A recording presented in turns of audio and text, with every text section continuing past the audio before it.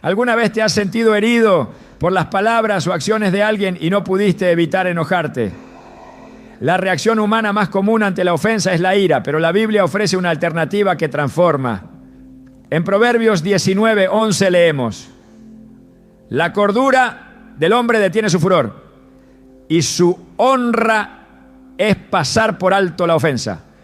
Este versículo no solo señala un ideal de comportamiento, sino que nos revela una clave espiritual. El dominio propio y el perdón son expresiones de sabiduría divina.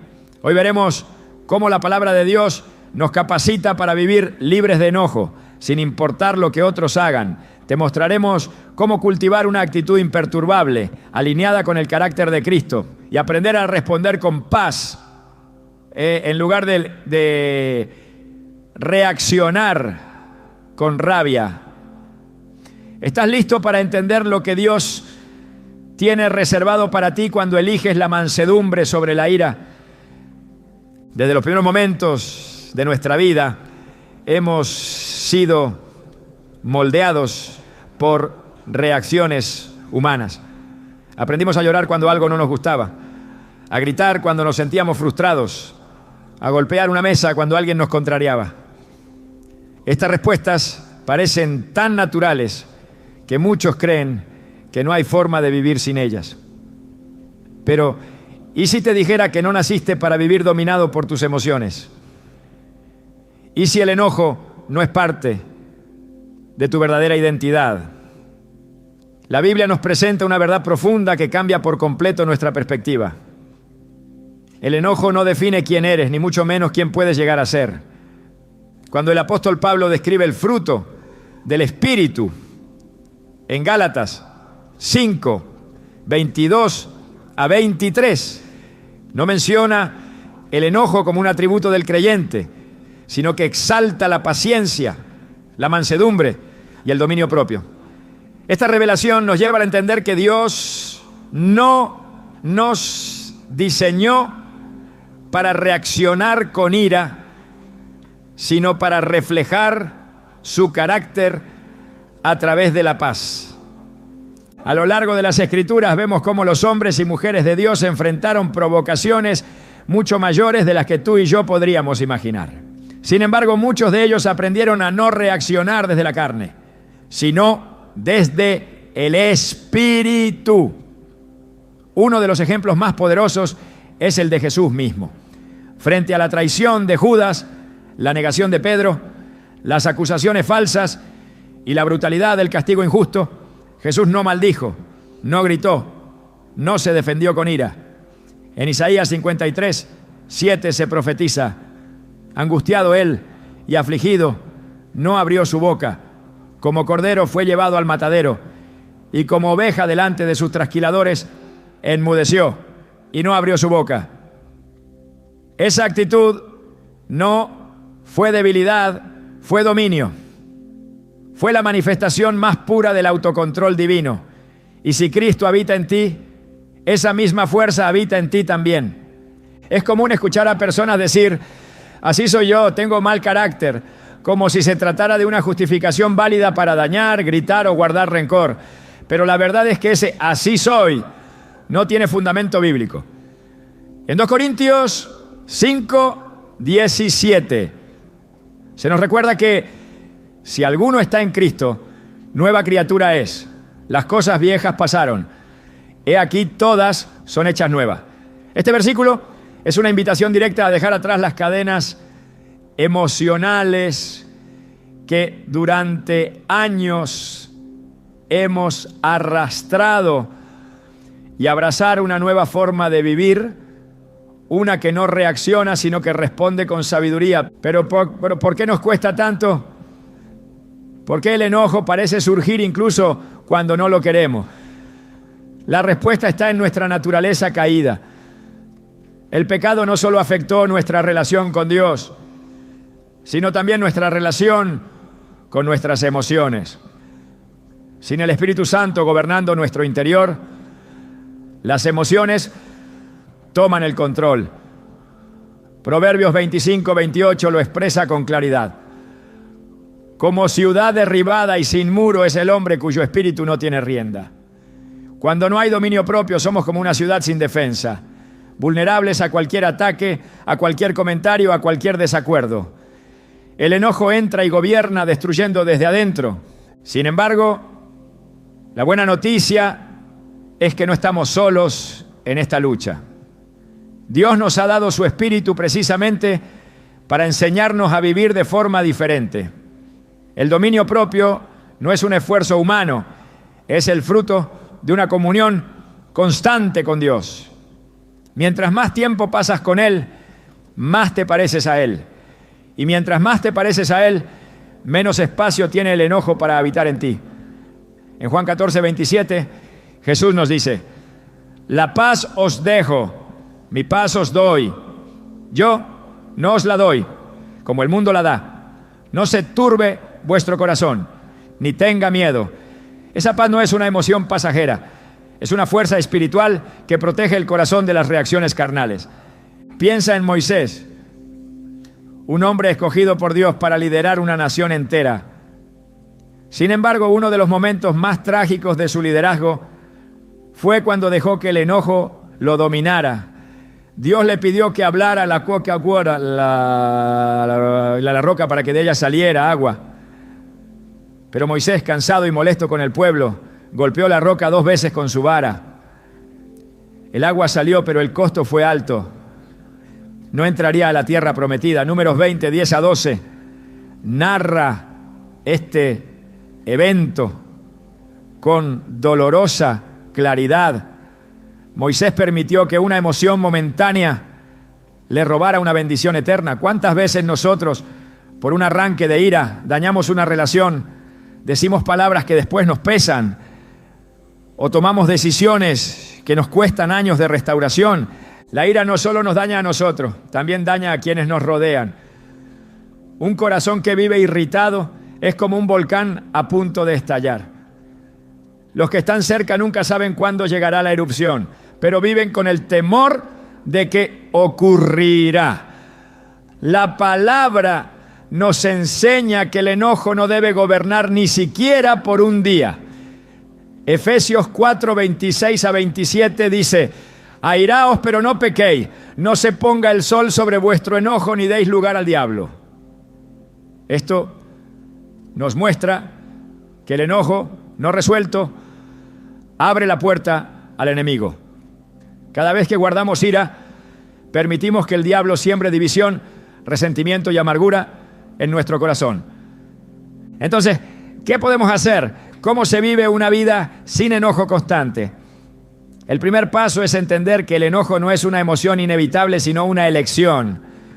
No es el insulto el que te hace explotar, es tu decisión de responder desde la carne. El Espíritu Santo siempre ofrece una alternativa, pero somos nosotros quienes decidimos si la tomamos o no.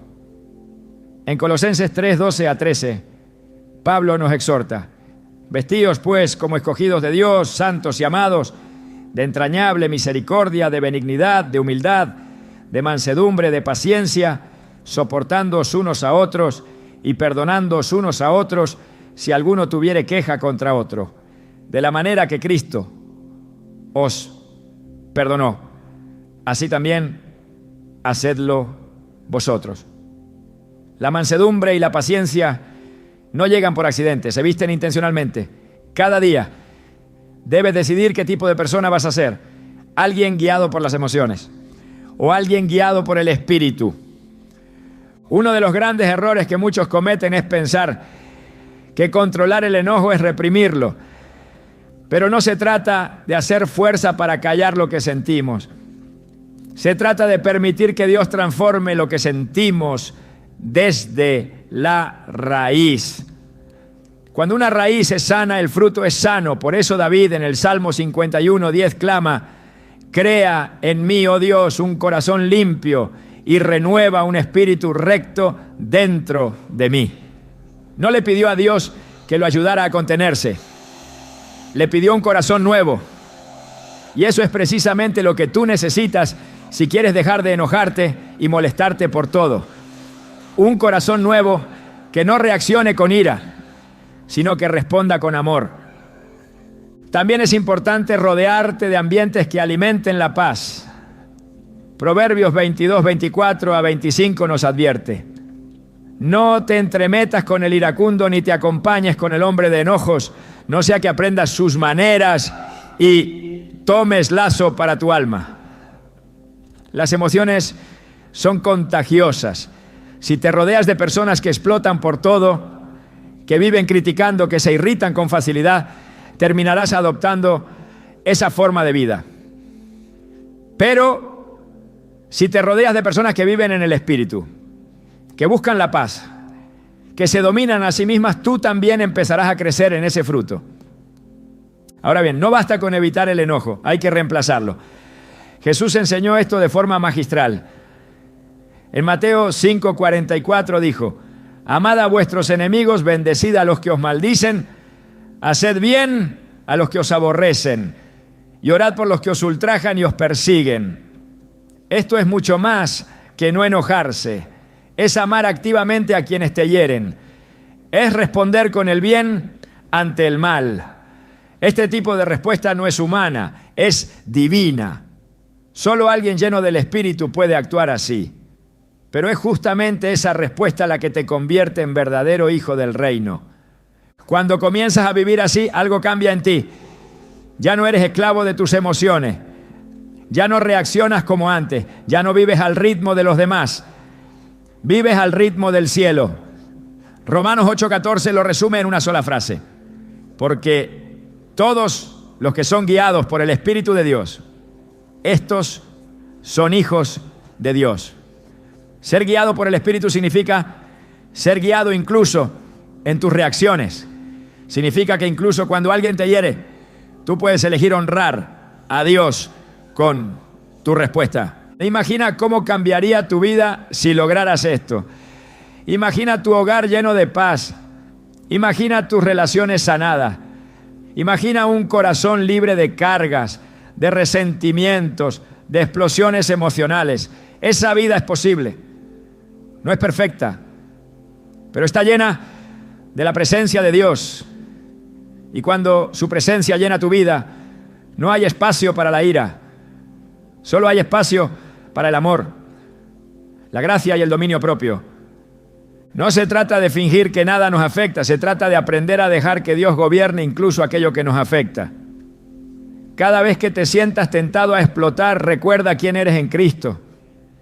Recuerda que no fuiste creado para vivir atado a la ira.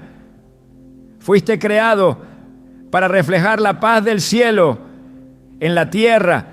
Y esa paz comienza dentro de ti. Cuando el Espíritu Santo gobierna tu corazón, tu boca, tus pensamientos y tus reacciones, el mundo puede estar ardiendo a tu alrededor, pero tú seguirás firme, tranquilo, imperturbable.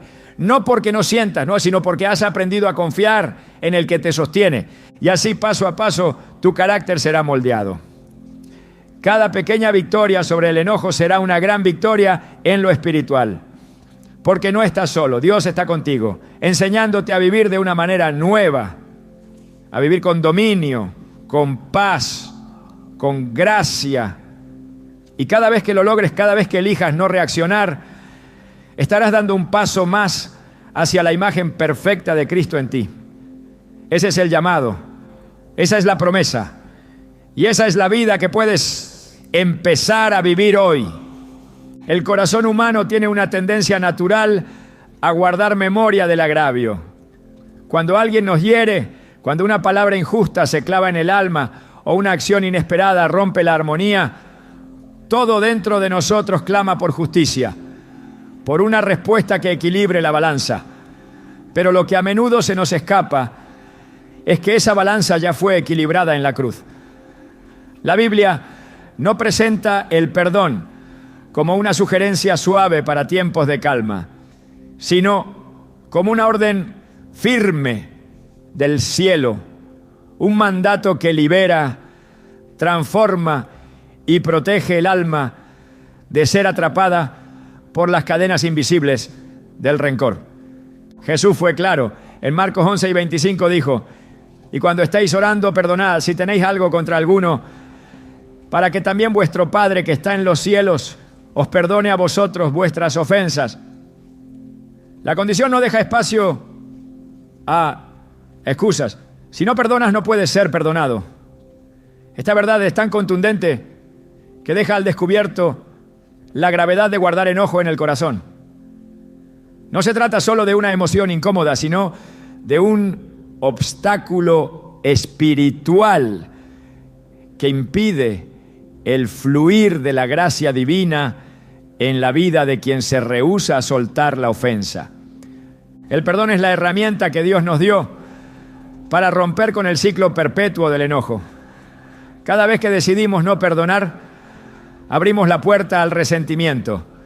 Y con él vienen la irritabilidad, la amargura, el juicio constante y la falta de paz.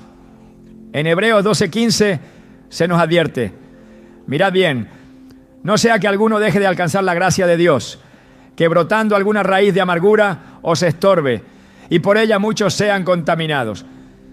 Esa raíz, una vez instalada, no solo contamina al individuo que la permite, sino también a su entorno. La amargura no permanece pasiva, crece, se expande, infecta relaciones, afecta decisiones y endurece el corazón al punto de volverlo insensible a la voz de Dios. Por eso el perdón no puede depender del estado emocional. Si esperas a sentir que ya no te duele, si esperas a estar listo, es probable que nunca llegues a hacerlo. Dios no espera que te sientas preparado, espera que obedezcas. En Mateo 18, 21 a 22, Pedro le preguntó a Jesús: Señor, ¿cuántas veces perdonaré a mi hermano que peque contra mí? ¿Hasta 7? Jesús le dijo: no te digo hasta 7, sino aún hasta 70 veces 7. Esta respuesta no fue una exageración retórica, fue una declaración del estilo de vida que debe marcar a todo discípulo. Perdonar siempre, perdonar sin contar, perdonar aunque no haya petición de disculpas. Porque el perdón no es un premio para el que se arrepiente, sino una decisión del que quiere ser libre.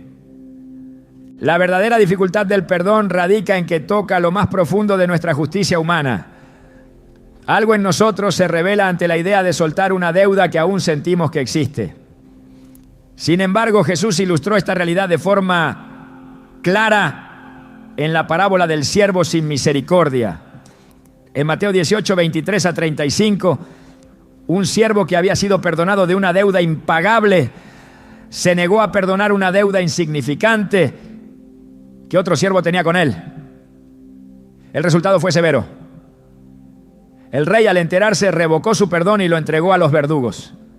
Jesús concluye esta enseñanza con una advertencia solemne: así también mi Padre Celestial hará con vosotros, si no perdonáis de todo corazón, cada uno a su hermano, sus ofensas. Esta enseñanza nos muestra que el perdón es un asunto de eternidad. No se trata solo de vivir en paz aquí, sino de preparar el alma para la comunión eterna con Dios. Un corazón lleno de rencor no puede entrar al cielo, porque el cielo está lleno de gracia, y donde hay gracia no hay lugar para el odio, ni para la venganza, ni para las heridas que se cultivan como trofeos. Uno de los errores más comunes es pensar que perdonar es olvidar. La Biblia no dice que debemos perder la memoria de lo ocurrido, sino que no debemos cargar la cuenta en el corazón. El perdón es un acto consciente por el cual se decide no cobrar lo que el otro nos debe. No porque no nos importe, sino porque comprendemos que Dios ya pagó por todo en la cruz. En Colosenses 3:13 se nos exhorta: soportándoos unos a otros y perdonándoos unos a otros si alguno tuviere queja contra otro. De la manera que Cristo os perdonó, así también hacedlo vosotros. Esa es la medida, no como el mundo perdona, no con condiciones, no con reservas, como Cristo lo hizo, sin límites sin retenciones, sin esperar nada a cambio. En esa dimensión el perdón se convierte en una herramienta de guerra espiritual. Porque mientras el enojo te mantiene atado a las heridas, el perdón corta esas ataduras. Mientras el enojo alimenta la carne, el perdón fortalece el espíritu. Mientras el enojo desgasta el alma, el perdón la restaura. En Proverbios 17:9 se nos dice: el que cubre la falta busca amistad, mas el que la divulga aparta al mejor amigo. Esta verdad revela que el perdón no solo sana, sino que protege. Protege relaciones, protege el corazón, protege el testimonio. La falta de perdón, por el contrario, se convierte en una fortaleza que el enemigo utiliza para mantener cautivo al creyente. En 2 Corintios 2, versículos 10 a 11, el apóstol Pablo escribe: y al que vosotros perdonáis, yo también, porque también yo lo he perdonado, para que Satanás no gane ventaja alguna sobre nosotros, pues no ignoramos sus maquinaciones. Pablo entiende que cuando retenemos perdón, le damos ventaja a Satanás.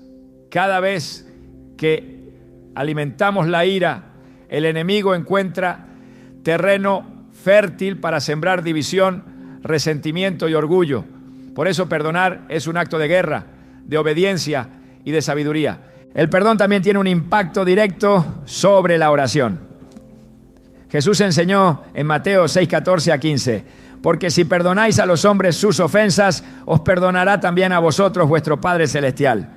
Mas si no perdonáis a los hombres sus ofensas, tampoco vuestro Padre os perdonará vuestras ofensas. Aquí no hay ambigüedad. Dios establece una conexión directa entre lo que tú haces con los demás y lo que Él hará contigo. Perdonar es una puerta que abre o cierra el acceso a la gracia. No puedes orar con eficacia cuando el corazón está contaminado con enojo. No puedes adorar con libertad cuando aún llevas dentro un juicio no soltado. Una vida sin enojo sostenido empieza con una vida de perdón inmediato. No se trata de negar la ofensa ni de minimizar el dolor. Se trata de reconocer que Dios es juez justo y que tú no necesitas cargar con un peso que solo Él puede manejar. Romanos 12:19 lo dice así: no os venguéis vosotros mismos, amados míos, sino dejad lugar a la ira de Dios. Porque escrito está: mía es la venganza, yo pagaré, dice el Señor. Perdonar no es liberar al otro del juicio. Es reconocer que ese juicio le pertenece a Dios, no a ti. Es confiar en que Él hará justicia, no tú. Vivir en perdón también es una forma de imitar a Cristo. En Lucas 23:34, mientras colgaba en la cruz, rodeado de burlas, sufrimiento y traición, Jesús dijo: Padre, perdónalos porque no saben lo que hacen. En el momento de mayor dolor, Jesús eligió la compasión, no porque no sintiera el sufrimiento, sino porque sabía que el perdón era parte del propósito. Si el Hijo de Dios pudo perdonar en medio del tormento, ¿cómo no habríamos de hacerlo nosotros ante lo cotidiano? Cuando se perdona, el alma se alinea con el cielo. La mente se libera de la obsesión. El corazón se desintoxica del veneno de la amargura. Y el cuerpo mismo experimenta alivio. Porque el perdón también tiene efectos físicos. Un corazón en paz duerme mejor, respira mejor, vive mejor. Pero más allá del bienestar temporal, perdonar es una siembra eterna. Cada vez que sueltas la ofensa, estás sembrando obediencia, confianza y fe. Y esa semilla dará fruto en su tiempo, ¿no? Por eso, no esperes condiciones perfectas para perdonar. No necesitas que el otro cambie, que pida perdón, que repare el daño. Necesitas obedecer, necesitas soltar, necesitas confiar, porque el que no perdona se convierte en prisionero de su propia herida. Pero el que perdona, aun cuando no le pidan perdón, se convierte en un reflejo vivo del corazón de Dios. Y donde habita ese corazón, no hay espacio para el enojo que contamina. Solo hay espacio para la paz que sana. El perdón no es una señal de debilidad, es la evidencia de que Dios reina en tu interior. porque solo el que ha sido tocado por la gracia puede extender gracia. Solo el que ha sido lavado por la sangre puede soltar la deuda ajena.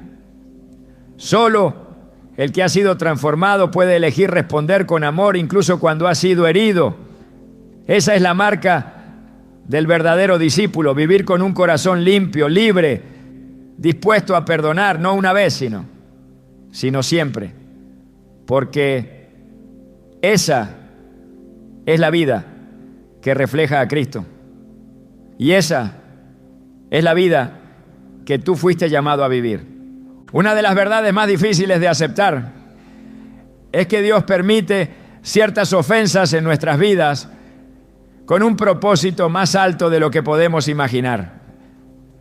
Desde la perspectiva humana, el agravio parece una injusticia sin sentido, un ataque que debería haber sido evitado. Pero desde la perspectiva del reino, muchas veces es precisamente a través de las heridas que Dios nos moldea, nos purifica y nos prepara para una dimensión más profunda de propósito. No es casualidad que las personas más usadas por Dios en las Escrituras hayan atravesado tiempos de traición, rechazo y ofensa. Lo que parecía una interrupción en su camino era en realidad el taller donde el carácter estaba siendo afinado.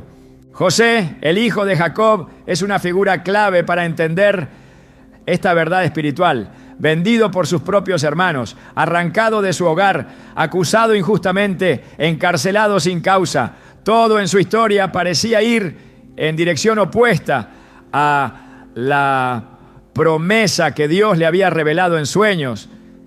Sin embargo, en el momento preciso, cuando el hambre azotó la tierra y Egipto necesitaba un hombre sabio para administrar sus recursos, José fue elevado a una posición de autoridad. Desde ese lugar pudo salvar a sus hermanos, al pueblo, y cumplir el propósito de Dios. En Génesis 50:20, él mismo lo declara con claridad: vosotros pensasteis mal contra mí, mas Dios lo encaminó a bien, para hacer lo que vemos hoy, para mantener en vida a mucho pueblo. Esta confesión revela que la ofensa no fue un obstáculo, sino parte del diseño divino. Y mientras José no se enojó ni se amargó, Dios pudo trabajar en él y a través de él. Cuando una persona entiende que las ofensas no son necesariamente ataques sin sentido, sino herramientas permitidas por Dios para su formación, cambia su postura ante el conflicto. Ya no se ve a sí misma como víctima, sino como discípulo en proceso. Romanos 5:3-4 nos da esta perspectiva. Y no solo esto, sino que también nos gloriamos en las tribulaciones, sabiendo que la tribulación produce paciencia. Y la paciencia prueba. Y la prueba esperanza. Cada vez que soportas la ofensa sin reaccionar con enojo, cada vez que eliges el silencio en lugar de la represalia, estás participando de un proceso de refinamiento espiritual que no se consigue por otros medios. La naturaleza humana busca evitar el dolor, pero el carácter de Cristo se forma en medio de él. El enojo surge cuando no entendemos que la incomodidad presente puede ser el instrumento de Dios para desarrollar la paciencia, la humildad y la compasión. Hebreos 12:11 lo confirma. Es verdad que ninguna disciplina al presente parece ser causa de gozo, sino de tristeza, pero después da fruto apacible de justicia a los que en ella han sido ejercitados. Esta disciplina no siempre viene de Dios directamente, muchas veces viene disfrazada de conflicto interpersonal. Sin embargo, su efecto es el mismo: preparar el alma para cargar con mayor gloria. El mismo Jesús no fue exento de este proceso. Hebreos 5:8 nos dice que aunque era hijo, por lo que padeció, aprendió la obediencia. Si él, siendo perfecto, pasó por la escuela del sufrimiento para llegar a la plenitud de su llamado, ¿cuánto más nosotros necesitaremos transitar esos caminos. Cada vez que alguien nos hiere y respondemos con mansedumbre, cada vez que somos ignorados, traicionados o criticados y no nos enojamos, estamos entrenando el corazón para algo mayor. Dios nunca desperdicia una ofensa si estamos dispuestos a ponerla en sus manos. Es en esos momentos de silencio forzado, de injusticia callada, cuando el alma aprende a confiar, no en la justicia humana, no en la reivindicación inmediata, sino en el Dios que ve, que juzga y que recompensa. En el 1 Pedro 2:23 se nos presenta a Cristo como ejemplo supremo de esto, quien cuando le maldecían no respondía con maldición, cuando padecía no amenazaba, sino encomendaba la causa al que juzga justamente. Esta entrega absoluta es la clave para liberarse del enojo. Cuando entiendes que no necesitas defenderte, porque hay un juez justo que se encarga, puedes respirar en paz. No porque la ofensa deje de doler, sino porque ya no te define ni te controla. El enojo pierde fuerza cuando el propósito se vuelve más claro. Una persona que sabe hacia dónde va, que tiene en mente el diseño de Dios para su vida, no se distrae con provocaciones. Nehemías lo entendió. Cuando estaba reconstruyendo los muros de Jerusalén, sus enemigos intentaron detenerlo con insultos, amenazas y mentiras, pero su respuesta fue firme. Estoy ocupado en una gran obra y no puedo ir. ¿Por qué cesaría la obra dejándola yo para ir a vosotros? Nehemías 6:3. Así responde alguien que entiende que las provocaciones son una estrategia del enemigo para desviar el enfoque. Cada vez que entras en una discusión innecesaria, cada vez que el enojo te roba la paz, deja la obra para responder al provocador. Y eso es precisamente lo que el adversario quiere. No se puede crecer en el llamado de Dios sin aprender a recibir la ofensa sin enojarse. Es imposible cargar con autoridad espiritual si cualquier crítica te desequilibra. El liderazgo en el reino no se mide por la capacidad de hablar, sino por la capacidad de resistir sin perder la esencia. En 2 Timoteo 2:24 a 25, Pablo instruye, porque el siervo del Señor no debe ser contencioso, sino amable para con todos, apto para enseñar, sufrido, que con mansedumbre corrija a los que se oponen. Esa combinación de firmeza y dulzura solo nace cuando el corazón ha sido tratado por Dios en medio del conflicto. Cada proceso de ofensa que no se responde con ira se convierte en un peldaño hacia un nivel más alto de autoridad, porque el que domina su espíritu es mayor que el que toma una ciudad. Así lo afirma Proverbios 16:32. Mejor es el que tarda en airarse que el fuerte, y el que se enseñorea de su espíritu, que el que toma una ciudad. La verdadera fuerza espiritual no está en la capacidad de hablar, gritar o discutir, sino en el dominio de sí mismo ante la provocación. Y eso solo se logra cuando se entiende que las batallas más importantes no se libran con la boca, sino en el corazón. Dios está más interesado en tu carácter que en tu comodidad. Cada ofensa que no entiendes es una oportunidad para que te acerques más a su voluntad. En Santiago 1:2-4, la Escritura nos llama a mirar estas pruebas con otra óptica. Hermanos míos, tened por sumo gozo cuando os halléis en diversas pruebas, sabiendo que la prueba de vuestra fe produce paciencia. Mas tenga la paciencia su obra completa, para que seáis perfectos y cabales, sin que os falte cosa alguna. Esa perfección no es ausencia de errores, sino madurez espiritual, la capacidad de vivir como Cristo vivió, de amar como Él amó, de responder como Él respondió. Es ahí donde el enojo pierde su poder. No porque no haya provocaciones, sino porque ya no tienen acceso al alma. No porque no duelan las palabras, sino porque ya no entran al corazón sin ser filtradas por la presencia de Dios. Filipenses 1:29 añade una dimensión aún más profunda a esta verdad. Porque a vosotros os es concedido a causa de Cristo, no solo que creáis en Él, sino también que padezcáis por Él. El padecimiento, cuando se vive con fe, se convierte en privilegio. Y cuando se entiende esto, se deja de pelear por tener razón y se empieza a vivir para reflejar al Rey. Este tipo de vida no se alcanza con fuerza humana. Requiere una transformación interna profunda, una mente renovada por la palabra, un espíritu lleno del Espíritu Santo. En Romanos 12:2 se nos exhorta: no os conforméis a este siglo, sino transformaos por medio de la renovación de vuestro entendimiento, para que comprobéis cuál sea la buena voluntad de Dios, agradable y perfecta. Solo cuando tu mente cambia, tus reacciones cambian. Solo cuando ves la ofensa como una oportunidad, puedes responder con mansedumbre.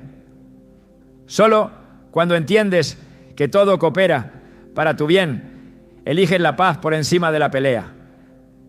Nada de lo que sucede en tu entorno escapa del control de Dios. Ni una palabra, ni una traición, ni una injusticia. Cada una de esas cosas puede ser usada por el cielo para impulsarte hacia tu destino si no permites que el enojo te desvíe.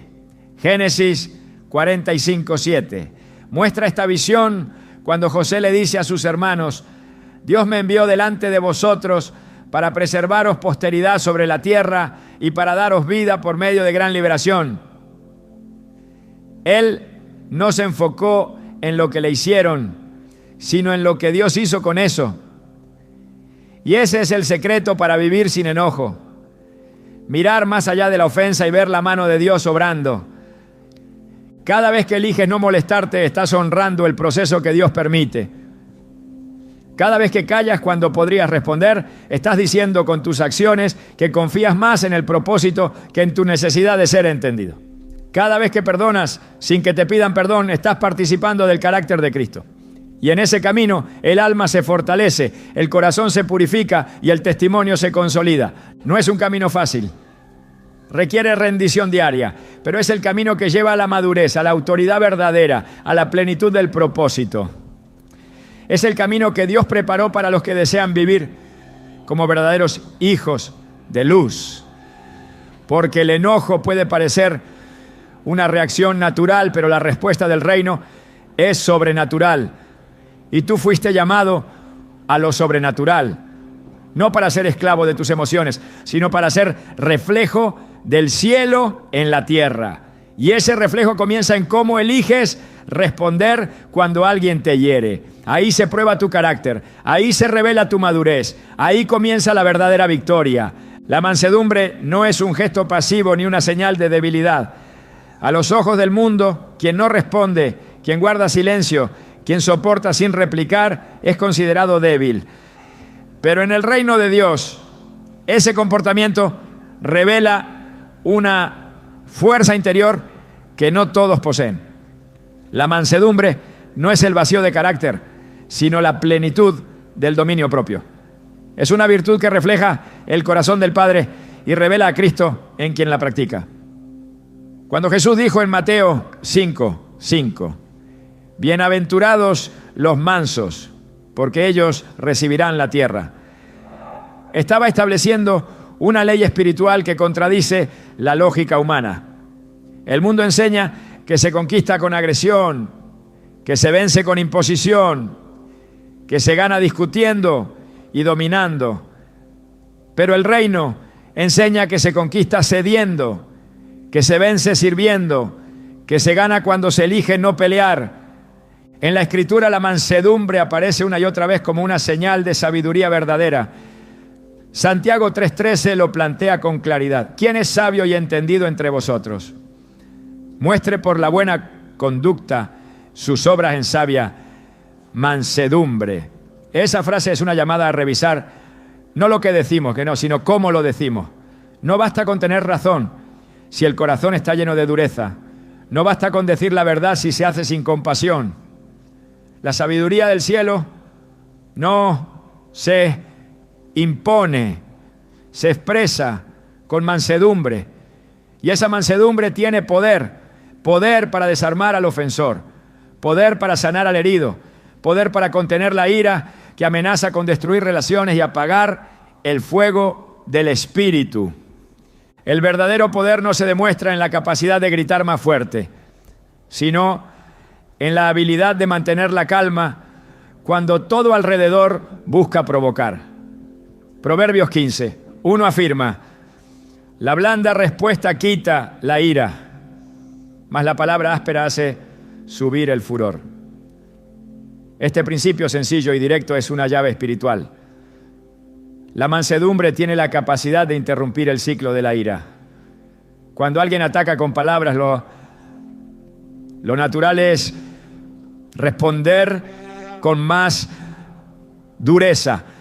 Pero quien responde con suavidad quiebra el ritmo del conflicto, no alimenta el fuego, lo apaga, no prolonga el problema, lo transforma, y eso no es cobardía, es madurez. La reacción instintiva nace de la carne, pero la respuesta mansa nace del espíritu. En Gálatas 5:23, el dominio propio aparece junto con la mansedumbre como parte del fruto del espíritu. Esto significa que no se puede actuar con mansedumbre sin tener comunión con Dios. No se trata de esfuerzo humano, sino de transformación interior. La mansedumbre no es una estrategia, es el resultado de una vida que ha sido quebrantada, tratada, purificada. Una vida que ya no necesita probar nada, que ha comprendido que su identidad no está en lo que dice, sino en lo que refleja. El poder del reino siempre ha estado escondido en lo que el mundo desprecia.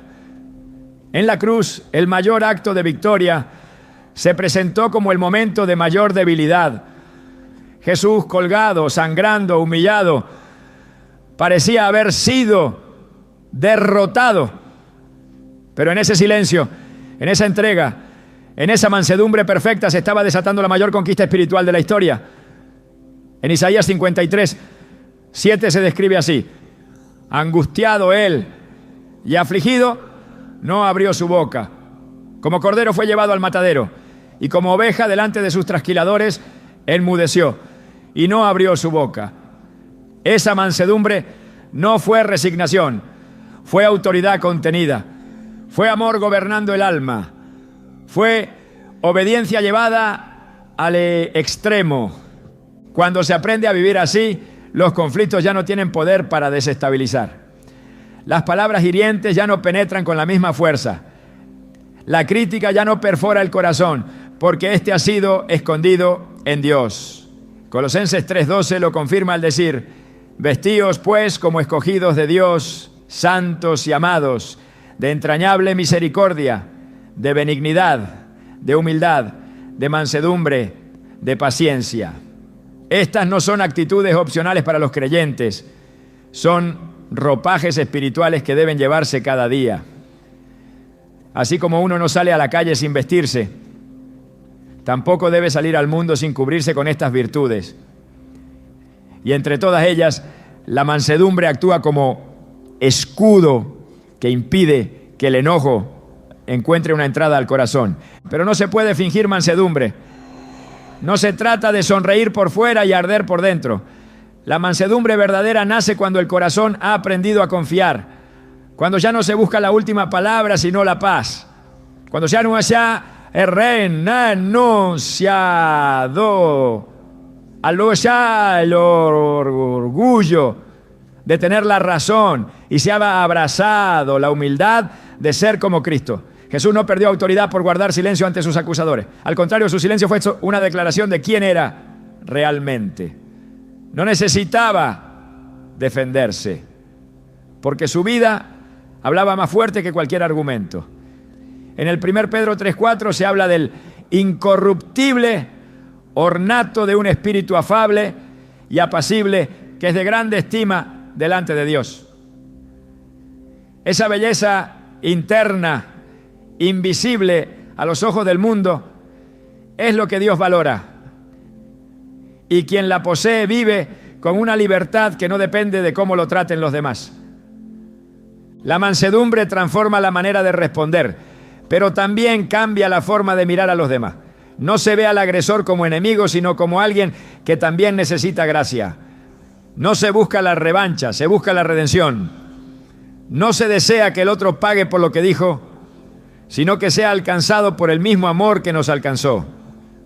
En Romanos 12:20, el apóstol Pablo escribe: así que si tu enemigo tuviere hambre, dale de comer. Si tuviere sed, dale de beber. Pues haciendo esto, ascuas de fuego amontonarás sobre su cabeza. Esa imagen no habla de castigo, sino de convicción. Una respuesta mansa tiene el poder de producir arrepentimiento en quien nos hirió.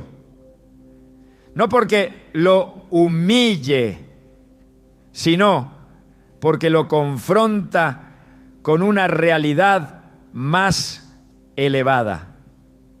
Es por eso que el enemigo odia la mansedumbre, porque sabe que quien la practica se vuelve incontrolable para él. Una persona impulsiva es fácil de manipular. Basta una palabra mal dicha, una mirada de desprecio, un gesto de rechazo y se desata la reacción esperada. Pero alguien que ha sido tratado en lo íntimo, que ha aprendido a dominar su espíritu, se vuelve una amenaza para el infierno. Ya no responde según la carne, ya no pelea como los demás, ya no se deja arrastrar por la corriente emocional. Vive por el espíritu y el fruto de esa vida es paz, gozo, firmeza, autoridad verdadera.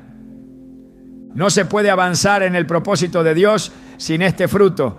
La mansedumbre es el puente entre el conocimiento y la sabiduría, entre la fe y la madurez, entre el llamado y la manifestación del carácter de Cristo. En 2 Timoteo 2, 24 a 25, Pablo escribe: porque el siervo del Señor no debe ser contencioso, sino amable para con todos, apto para enseñar, sufrido, que con mansedumbre corrija a los que se oponen. Esta instrucción revela que incluso la corrección, cuando viene del cielo, debe pasar por el filtro de la mansedumbre. Porque lo que transforma no es el tono fuerte, sino el espíritu quebrantado. No es la dureza del juicio, sino la compasión que lo sustenta. Vivir con mansedumbre no es aislarse del conflicto, es entrar en él con otro espíritu. No es evadir la confrontación, es saber cuándo hablar y cuándo callar. No es resignación ante la injusticia, es confiar en el Dios justo que ve más allá de lo que nosotros podemos ver. Es vivir con la certeza de que no se pierde nada al ceder el paso, al guardar silencio, al responder con suavidad, porque cada vez que se elige la mansedumbre se está sembrando algo eterno. Y todo lo que se siembra en el Espíritu dará fruto en su tiempo. Esta forma de vivir requiere convicción, requiere renunciar al deseo de dominar, al impulso de responder, al afán de controlar. Pero también abre la puerta a una libertad que el mundo no puede dar, una libertad que no depende de que todo esté bien afuera, porque ha sido conquistada por dentro. Filipenses 4:5 lo expresa así: vuestra gentileza sea conocida de todos los hombres, el Señor está cerca. Esa gentileza no es una apariencia superficial, es la expresión de un corazón en paz, y esa paz es la evidencia de una vida gobernada por el Espíritu. Nada desarma tanto como una respuesta suave, nada habla más fuerte que el silencio cargado de gracia. Nada refleja más a Cristo que una actitud que decide amar en lugar de reaccionar. La mansedumbre no es un adorno opcional, es el testimonio vivo de que ya no vivimos nosotros, sino que Cristo vive en nosotros. Y donde Él reina, no hay lugar para la ira, ni para el orgullo, ni para la necesidad constante de defenderse. Cuando se abraza esta verdad, el conflicto ya no produce tormenta. Las provocaciones pierden su filo. Las palabras no provocan heridas profundas, porque el alma está anclada en la roca. Y desde esa estabilidad sin duda se puede vivir sin estar a merced del comportamiento de los demás. No porque no se sienta, sino porque se ha aprendido a filtrar todo a través del amor. Y ese amor todo lo sufre, todo lo cree, todo lo espera, todo lo soporta. La mansedumbre no es una meta lejana, es una posibilidad presente para todo aquel que decide rendirse al Espíritu. No se trata de personalidad, sino de obediencia. No depende de cómo fuiste criado, sino de cuánto estás dispuesto a ser transformado. No nace de la pasividad, sino del fuego interno que ha aprendido a contenerse para brillar con más intensidad. Porque la luz no necesita ruido para iluminar, solo necesita permanecer encendida. Y la mansedumbre es esa luz suave, pero imparable, que ilumina aún en medio de la oscuridad más densa. Ese es el llamado. No a vivir según las emociones, sino según el Espíritu. No a responder según la carne, sino según el carácter de Cristo. No a ser vencido por el mal, sino a vencer el mal con el bien. Porque esa es la victoria verdadera. No la que se grita, sino la que se vive en silencio. No la que se impone, sino la que se mantiene firme, sin necesidad de palabras. Esa victoria está reservada para los mansos. Y ellos, no los fuertes de este mundo, heredarán la tierra. Hay quienes piensan que para vivir en paz es necesario cambiar de entorno, alejarse de ciertas personas o esperar que el mundo se acomode a sus expectativas. Creen que el enojo desaparecerá cuando los demás sean más comprensivos, más cuidadosos, más amables. Sin embargo, esa visión es completamente opuesta a lo que enseña la palabra de Dios. La verdadera paz no depende de lo que sucede afuera, sino de lo que habita adentro. El entorno puede ser ruidoso, caótico, provocador, pero si el corazón está lleno del Espíritu Santo, ninguna circunstancia tiene el poder de robar la serenidad, porque la paz que Dios da no es como la que ofrece el mundo, no fluctúa, no se quiebra ante el conflicto, no se altera con el ruido externo. Es una paz que trasciende, que permanece, que protege. Filipenses 4:7 lo afirma con autoridad. Y la paz de Dios, que sobrepasa todo entendimiento, guardará vuestros corazones y vuestros pensamientos en Cristo Jesús. Cuando se comprende esta verdad, el enojo deja de ser una reacción inevitable, porque ya no se está a merced de los demás. Ya no se vive dependiendo del comportamiento ajeno. Ya no se necesita que las condiciones sean perfectas para mantener el alma en calma, porque el alma ha aprendido a encontrar su estabilidad en una fuente que no cambia. El Espíritu Santo no solo consuela, también gobierna. No solo acompaña, también instruye. Y su presencia constante es lo que convierte a un creyente en alguien imperturbable, incluso en medio del conflicto más intenso.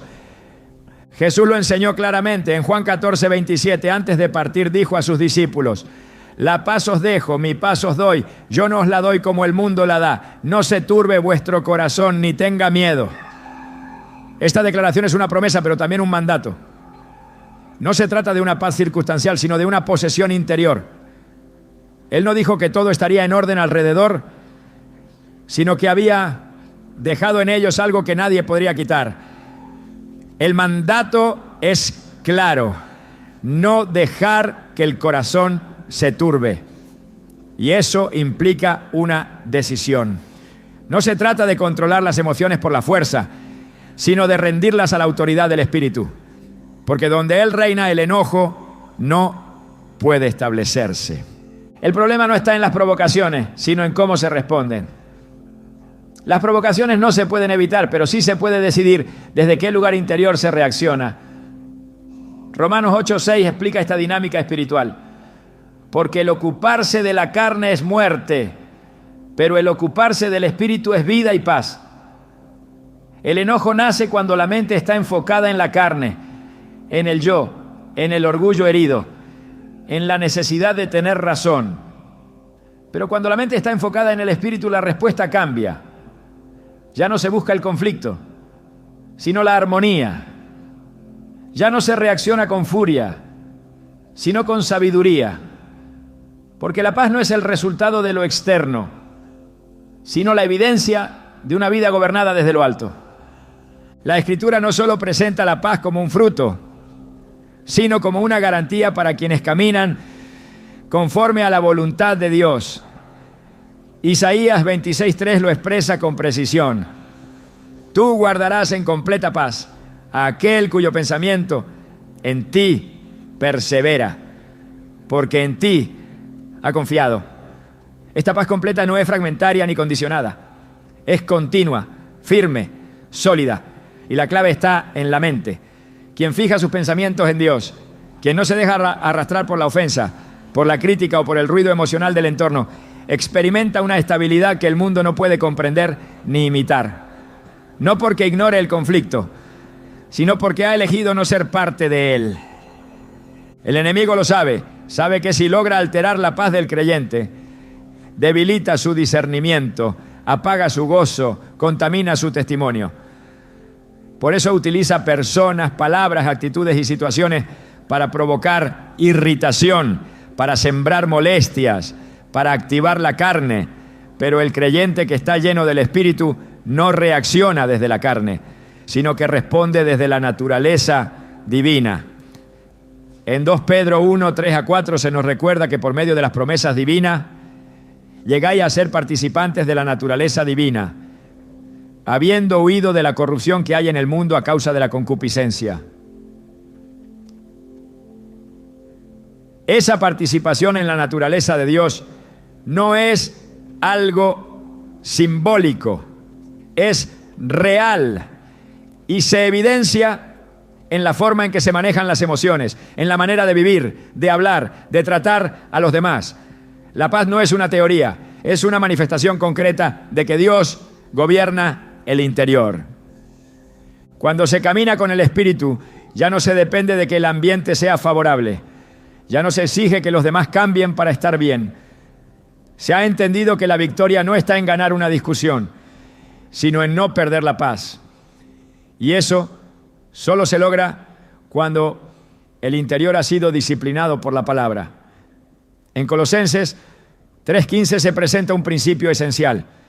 Y la paz de Dios gobierna en vuestros corazones, a la que asimismo fuisteis llamados en un solo cuerpo.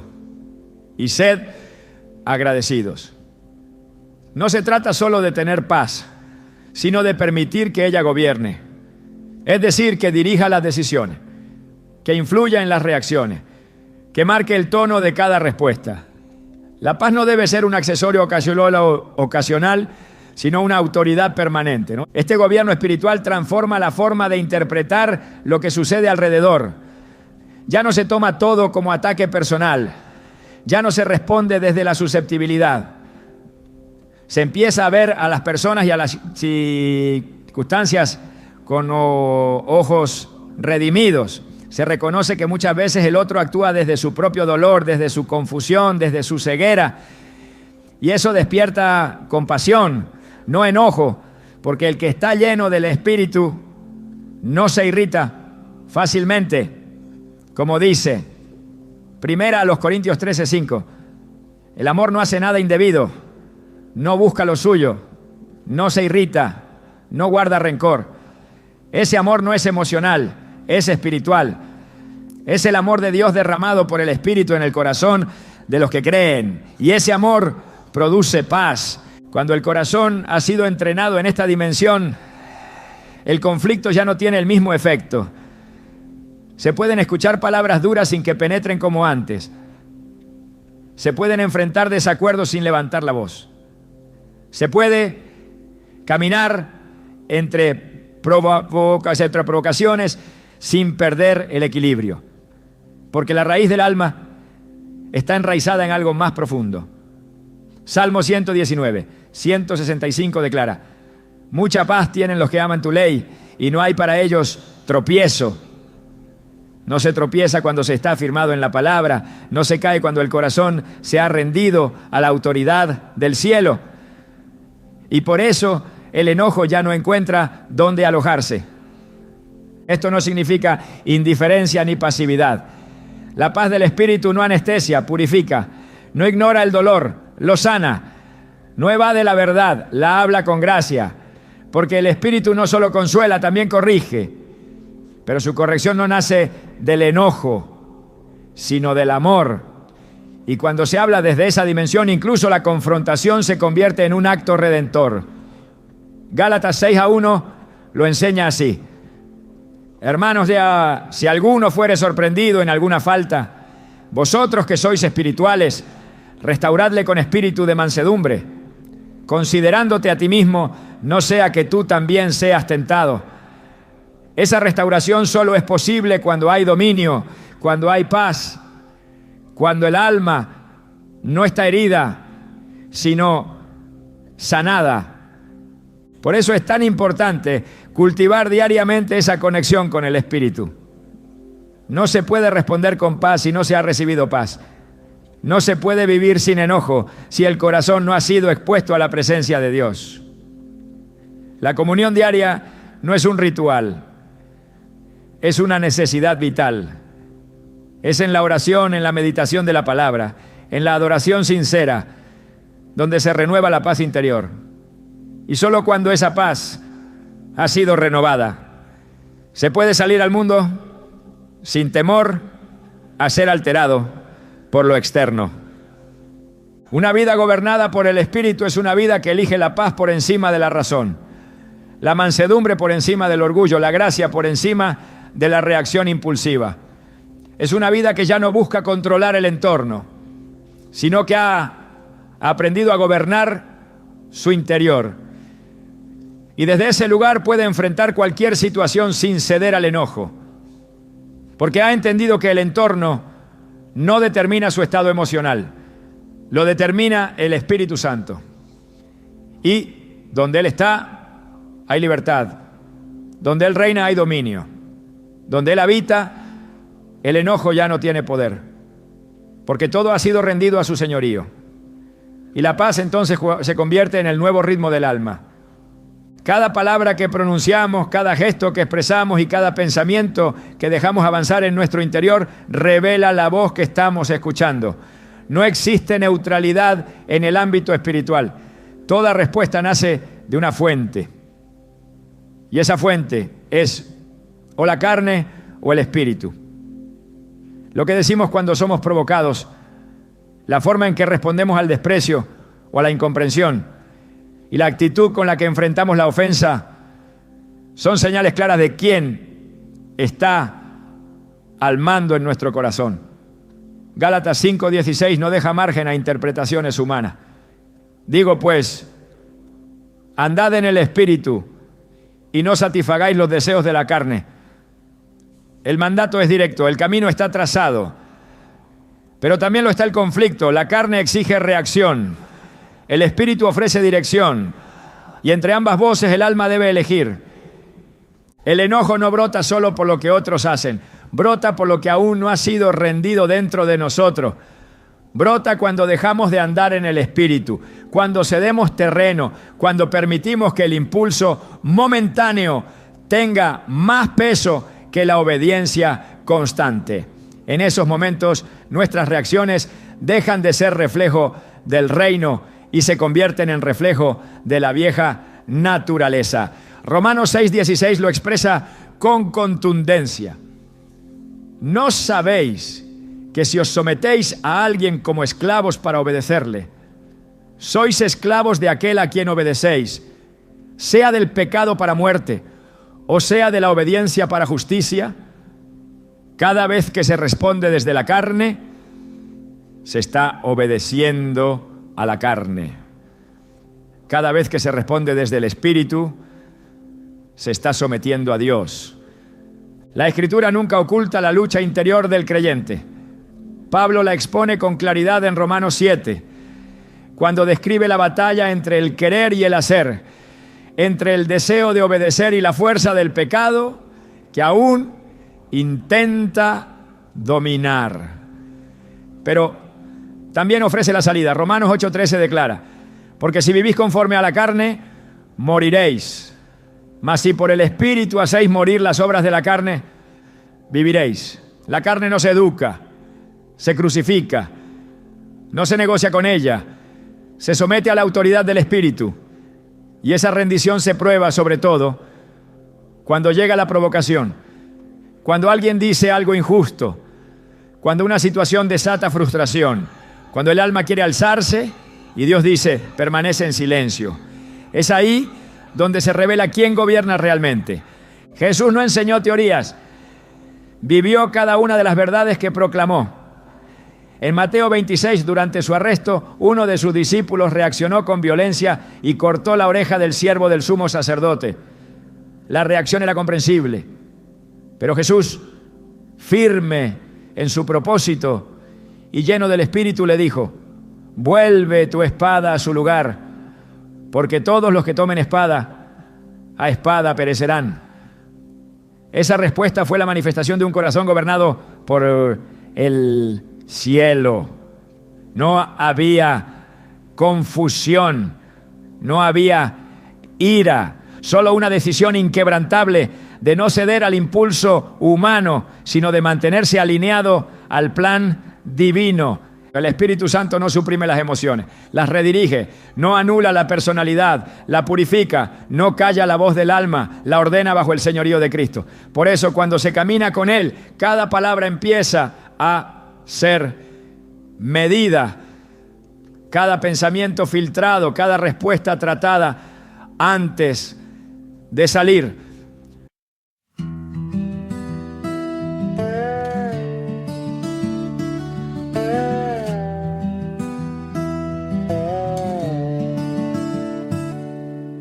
Midnight hums beneath the window glass. The tracks are singing stories from the past. Moonlight paints the carriage in a glow, revealing every place I used to know. And as the fields go rushing by,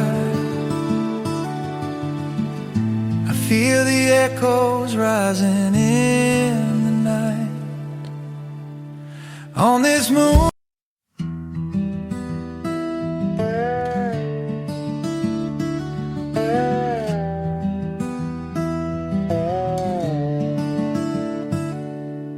midnight hums beneath the window glass. The tracks are singing stories from the past. Moonlight paints the carriage in a glow, revealing every place I used to know. And as the fields go rushing by, I feel the echoes rising in the night. On this moon,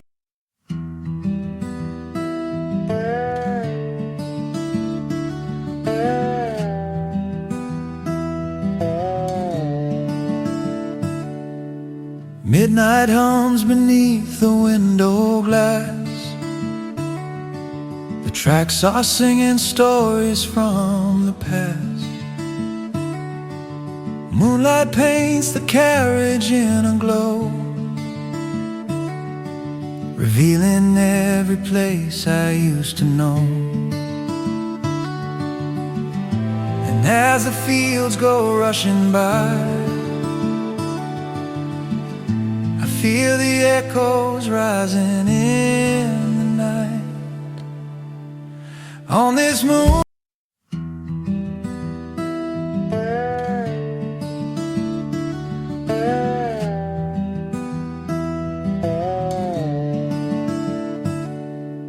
midnight hums beneath the window glass. The tracks are singing stories from the past. No se responde automáticamente, se responde espiritualmente, porque lo que está en juego no es solo una reacción aislada, sino el testimonio que se proyecta, la autoridad que se manifiesta, el reino que se representa. Gálatas 5:24 dice, pero los que son de Cristo han crucificado la carne con sus pasiones y deseos. Esa crucifixión no es un evento del pasado, es un ejercicio diario. Cada día el creyente debe decidir a quién servirá. Y esa decisión no se toma con palabras, sino con acciones, con respuestas, con actitudes, con pensamientos no pronunciados que se entregan en oración antes de convertirse en juicio. La carne siempre querrá tener la última palabra. El espíritu siempre llevará al corazón a la humildad.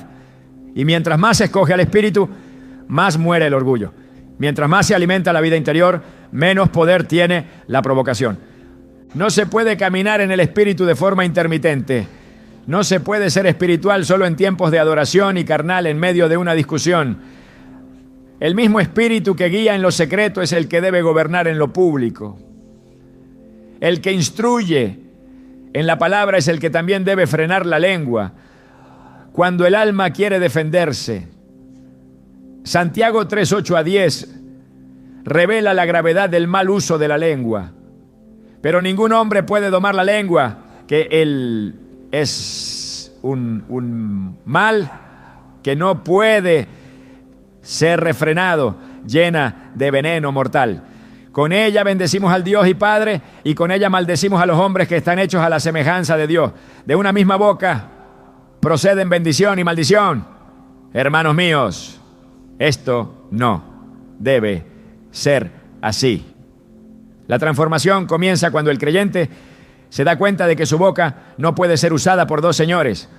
O está bajo la autoridad de Cristo, o está al servicio de la carne. Andar en el Espíritu no es solo una experiencia emocional, es una vida crucificada.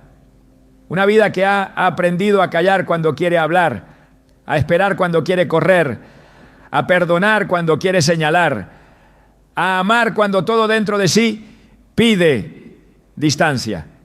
Es una vida que no necesita que todos lo entiendan, porque ha entendido que lo único que importa es agradar a Dios.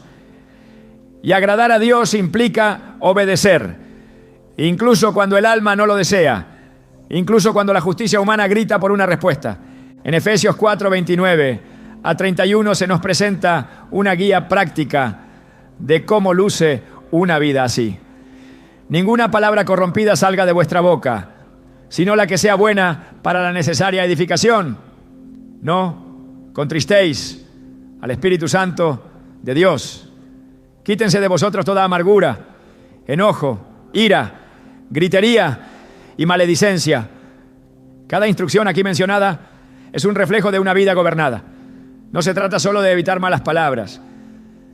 Se trata de edificar con lo que se dice, de no permitir que la emoción momentánea apague la comunión continua con el Espíritu, de remover toda raíz que alimente reacciones carnales. Las respuestas que damos no son pequeñas, son semillas. Cada palabra puede ser una siembra de paz o de división. Cada gesto puede acercar a alguien al reino o alejarlo. Y lo más profundo es que no solo afectan al otro, también afectan al propio corazón. Proverbios 21:23 dice: el que guarda su boca y su lengua, su alma guarda de angustias. La protección no es solo para los demás, es para uno mismo. Una boca gobernada preserva el alma. Una lengua sujeta al espíritu protege el corazón. Y cuando el corazón está protegido, el enojo no encuentra entrada. El enemigo siempre buscará provocar una respuesta carnal, porque sabe que una reacción equivocada puede destruir años de testimonio. Pero también sabe que una respuesta guiada por el Espíritu puede desatar salvación, restauración y gloria para Dios. Por eso, cada interacción, cada momento de tensión es una oportunidad, no para probar quién tiene razón, sino para mostrar quién está reinando en el interior. Porque si es Cristo quien reina, entonces su carácter se verá. Y su carácter nunca responde con enojo, nunca se deja arrastrar por la carne, nunca pierde el control. Caminar en el Espíritu es elegir conscientemente rendir cada área. No se trata solo de orar, se trata de obedecer cuando la oración termina. No se trata solo de leer la palabra, se trata de dejar que la palabra transforme la manera de pensar, de hablar, de actuar. Y en esa transformación, el enojo se vuelve extraño, innecesario, incompatible con la nueva naturaleza. Cada día el creyente debe decidir a quién servirá, no con discurso, sino con silencio, no con promesas, sino con reacciones, no con aspiraciones, sino con hechos, porque el reino de Dios no consiste en palabras, sino en poder. Y ese poder se manifiesta cuando alguien decide obedecer al Espíritu, incluso cuando todo en su carne pide lo contrario.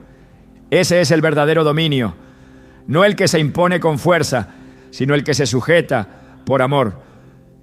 No el que grita para callar al otro, sino el que calla para oír la voz de Dios. Ahí se revela la madurez, ahí se manifiesta el reino, ahí se glorifica al Padre, porque cada respuesta revela a quién se está sirviendo.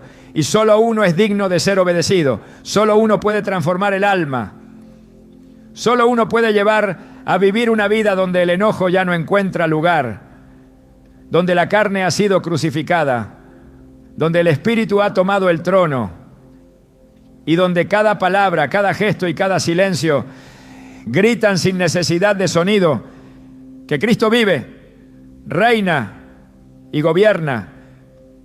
Vivir sin enojarse nunca con nadie no es solo una meta emocional, es una conquista espiritual que redefine nuestra relación con Dios, con nosotros mismos y con los demás. No se trata únicamente de controlar impulsos, sino de permitir que el corazón sea habitado por una presencia tan constante y tan profunda, que ninguna provocación tenga fuerza para desplazarla. El verdadero secreto no está en cuánto dominas tu carácter, sino en cuánto espacio le has cedido al Espíritu para que Él gobierne por completo. El enojo pierde terreno cuando Cristo lo ocupa todo, porque cuando Él llena tus pensamientos, tus gestos y tus silencios, no hay lugar para la ofensa, solo para la gloria. Esta transformación no comienza en la boca, comienza en el altar. Es allí donde se rinde el derecho a reaccionar y se abraza el privilegio de reflejar a Cristo en cada encuentro. No es una vida de represión, es una vida de redención. No es una vida sin emociones, es una vida con emociones redimidas. Y cuando decides vivir así, la paz deja de ser una aspiración para convertirse en tu nueva naturaleza. Porque quien está en Cristo no solo ha sido perdonado, también ha sido capacitado para vivir de manera sobrenatural.